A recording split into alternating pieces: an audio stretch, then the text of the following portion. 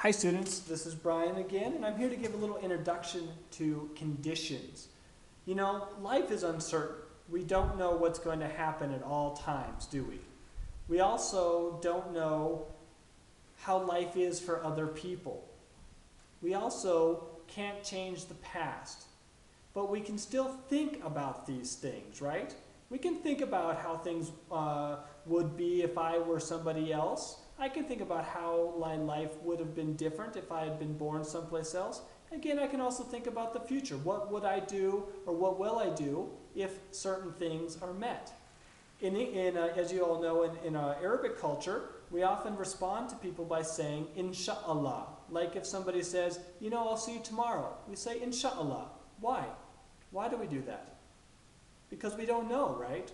Yes, we talk to the person and we hope that we'll see them tomorrow, but we don't know if that's going to happen. It's possible that an accident could happen or something could cause the person to change their plans.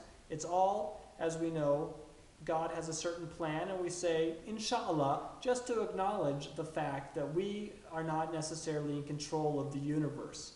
But luckily, when we speak, we have these nifty conditions that we can use to think about the future, or to think about how life would be different, or how things would be if I were in another person's shoes, or what I do if under certain circumstances.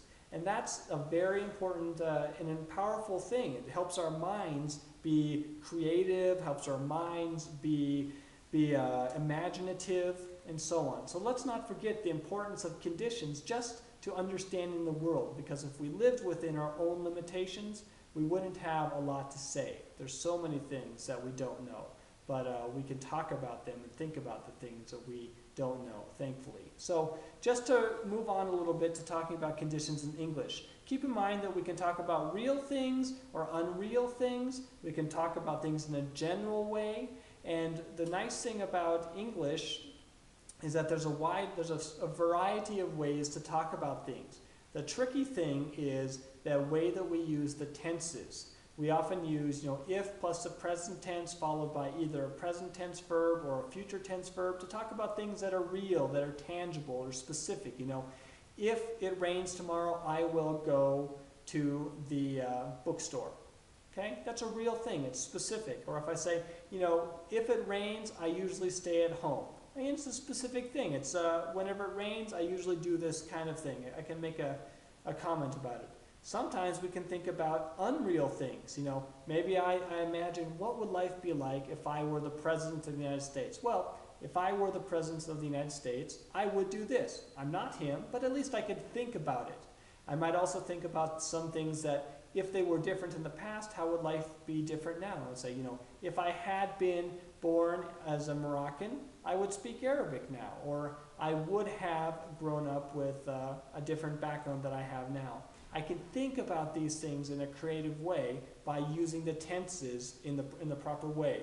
Usually, we have the real conditions use if plus present tense followed by present or future, or the unreal conditions use if plus a past tense, either simple past or past perfect, followed by would plus either the past tense or the past perfect.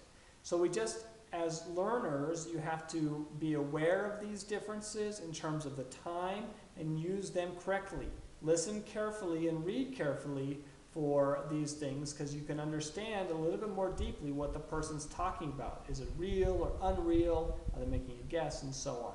So practice it, talk with people, listen carefully, and hopefully you'll start to develop that gut feeling for when to use these tenses correctly. Unfortunately, sometimes it takes we're probably going to make some mistakes as we go along. But it's not that complicated, but it does take some practice. Okay?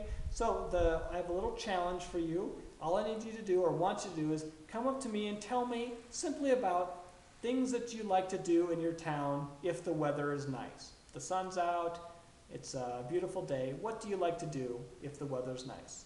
All right, talk to you soon.